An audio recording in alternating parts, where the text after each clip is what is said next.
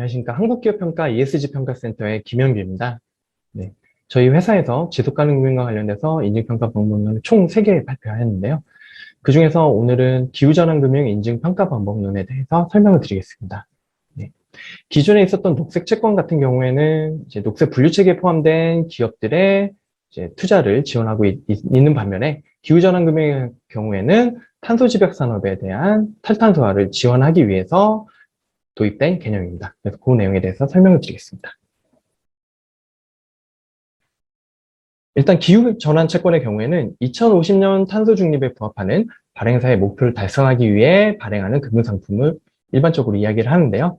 그 아래쪽에 지속가능 금융상품과 관련된 전반적인 체계에서 설명을 드리도록 하겠습니다. 이제 왼쪽을 보시면은 자금 용도가 특정된 금융상품이고요. 오른쪽이 일반적 목적 금융상품입니다. 그래서 왼쪽에 자금 용도가 특정된 금융상품 중에서 이제 녹색 분류 체계에 포함되진 않지만 이제 탈탄소화를 통해서 2050년 탄소 중립을 지원하는 그런 활동에 대해서 발행하게 되는 기후전환 채권이 존재하고요. 오른쪽에 보시면은 일반적 목적 금융상품 중에서도 특정 요건을 충족시킨 경우에는 기후전환 채권을 발행할 수 있습니다. 정리하면은 기후전환 채권의 경우에는 자금 용도가 특정된 금융상품 형태로 발행할 수도 있고요. 일반적 목적 금융상품의 형태로도 발행하는 것이 가능합니다.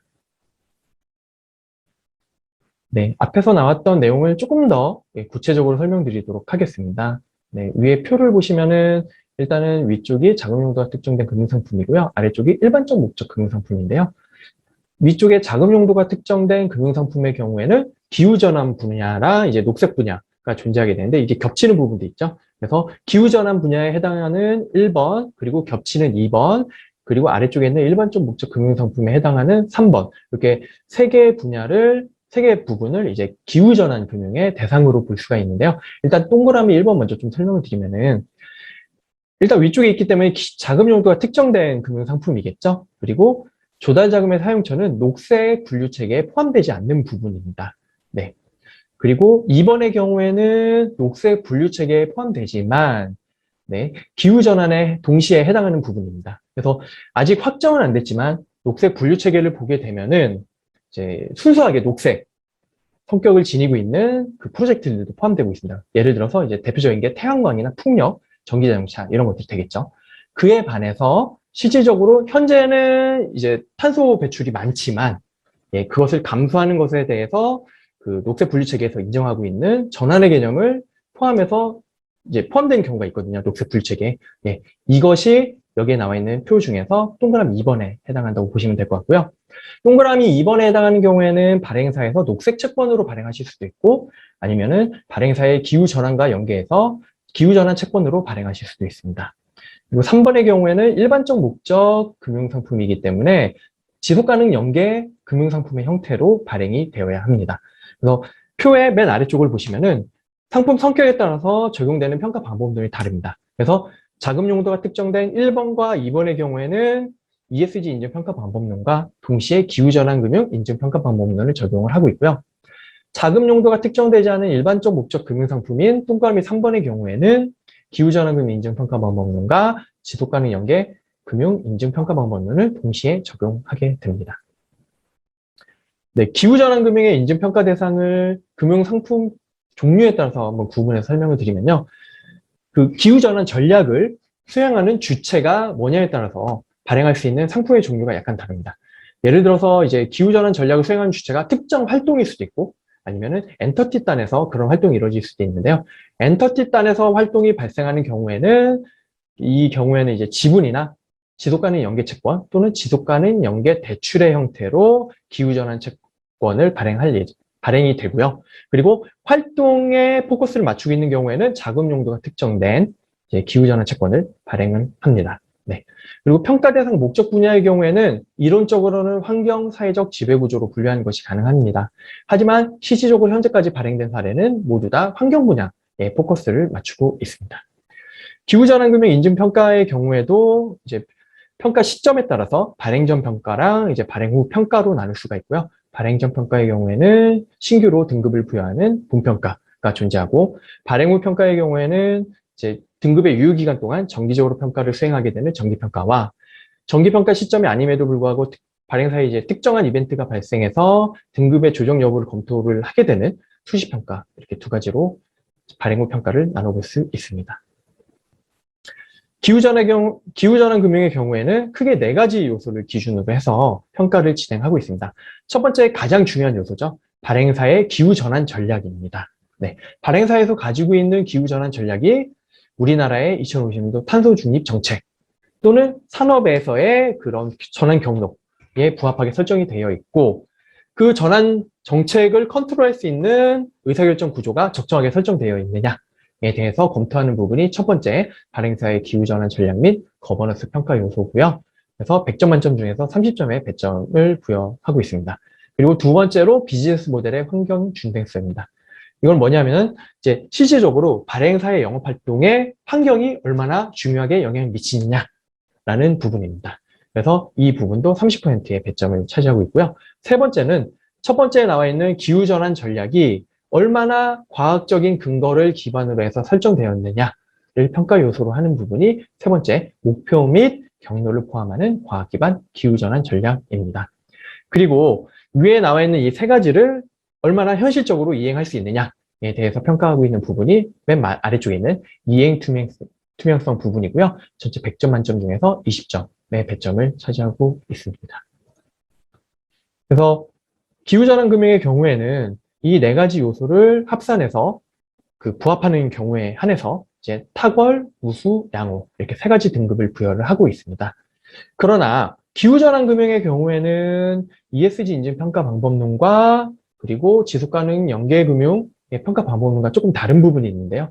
저희 슬라이드의 오른쪽 표를 보시면 기후전환 금융은 앞에서 말씀드렸다시피 자금 용도가 특정되는지 여부에 따라서 자금 용도가 특정된 금융상품과 그리고 일반적 목적 금융상품 이렇게 둘로 나눌 수가 있다고 말씀드렸습니다. 그래서 자금 용도가 특정된 금융상품 중에서 이제 기후전환 채권을 발행하는 경우에는 ESG 인증 평가 방법론도 적용을 해야 되고요. 동시에 본평가 방법론인 기후전환 금융 인증 평가 방법론 이렇게 두 가지를 적용을 해야 되고 그리고 등급도 그래서 두 개가 나오게 됩니다. 그래서 ESG 인증 평가 방법론에 따른 등급은 기존의 G1부터 G5의 등급 체계를 그대로 이용해서요. CT1부터 CT5, 클라이밋 트랜지션의 약자입니다. 그래서 그 등급 체계를 유지를 하고 있고요.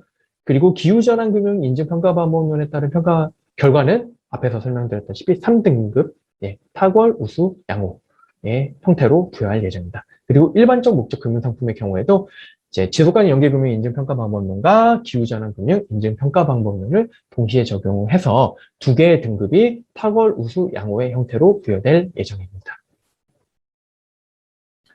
그래서 기후전환이라고 했을 때 여러분들께서는 많이 조금 익숙치 않으실 것 같은데요. 그래서 기후전환 금융에 해당하는 활동을 예시적으로 좀 설명을 드리도록 하겠습니다. 여기를 보시면 이 슬라이드를 보시면은 맨 오른쪽에서 두 번째 활동 분류라는 부분이 있는데 여기를 보시면은 경제 활동을 기후전환의 관점에서 크게 5가지로 분류하고 있습니다. 그것을 나눌 때 첫 번째 의사결정 요소는 뭐냐면은 이러한 특정 활동이 2050년도 이후에도 필요한 활동이냐 를 첫 번째 의사결정 요소로 보고서요. 여기서 만약에 해당이 된다라고 했을 때는 위쪽으로 올라가게 됩니다. 그래서 위쪽으로 올라간 경우에는 이게 파리협 정상 기후 상승 목표 일반적으로 1.5도씨죠. 그래서 1.5도씨에 부합하는 목표이냐를 기준으로 해서 세 가지로 구분하게 됩니다. 이 세 가지 활동 중에서 이미 온실가스 배출량이 거의 0에 근접한 활동들의 경우에는 탄소 제로 활동이라는 이름으로 부르게 되고 이것의 경우에는 녹색 금융 상품으로 이미 이제 평가가 진행되고 있고요. 그리고 두 번째로는 파리 협정의 기온 상승 목표에 부합하면서 지금은 이제 탄소 배출량이 많지만 이 경로를 따라서 이제 온실가스 배출량을 줄이는 투자를 한다. 이렇게 됐을 때는 기후전환 금융상품으로 분류할 수 있습니다. 그리고 파리협정의 기온상승 목표 1.5도씨에 부합하는 그런 투자는 아니지만 그래도 현재 온실가스 배출량보다 온실가스 배출량을 줄일 수 있도록 투자를 하는 경우에는 세 번째 탄소 제로 이행 방안이 없는 활동으로 분류해서 특정 요건을 만족시키는 경우에는 기후전환 금융상품으로 분류를 하고 있습니다. 그래서 위쪽에 3개의 활동이 존재하고요. 그리고 다시 이제 맨 왼쪽 그 상자를 보시면 특정 활동이 2050년도 이후에도 필요한지 여부에 대해서 질문을 했었죠. 그래서 만약에 아닌 경우라고 했을 때는 다시 두 가지로 구분을 합니다. 그래서 첫 번째로 지금 현재 대안이 없는데 대안이 마련될 때까지 필요한 활동이냐, 아니면은 지금 당장 없어도 되는 활동이냐, 예, 이렇게 크게 두 가지로 나눌 수가 있고요. 만약에 실행 가능한 대안이 나오기 전까지 필요한 활동이다 라고 했을 때는 이거를 네 번째 과도기 활동이라는 이름으로 부르고, 이것도 기후전환 금융상품의 투자 대상으로 분류하고 있습니다. 그리고 맨 아래쪽에 지금 당장은 운영을 하고 있지만 이제 잠정적으로 일몰기한을 정해놓고서 이거를 최대한 빨리 없애는 그런 식의 투자가 이루어져야 되는 활동을 좌초 활동이라고 부르고 있고요. 이게 국제적으로 명시적으로 나와 있는 거는 사실 그렇게 많지는 않습니다. 하지만 이제 EU 텍소노미에서는 이제 이런 좌초 활동의 예시로 설명하고 있는 게 고체 화석 연료를 활용한 발전입니다. 이 다섯 가지 활동에 대해서 좀 더 디테일하게 설명을 드리면요. 일단 첫 번째로 탄소 제로 활동의 경우에는 이미 탄소 배출량이 거의 0에 근접한 활동이기 때문에, 예를 들면 전기차나 태양광 풍력 같은 활동의 경우에는 이미 녹색 분류 체계에 들어와 있죠. 그렇기 때문에 이거는 전환금융 입장에서의 평가 대상이 아니고요.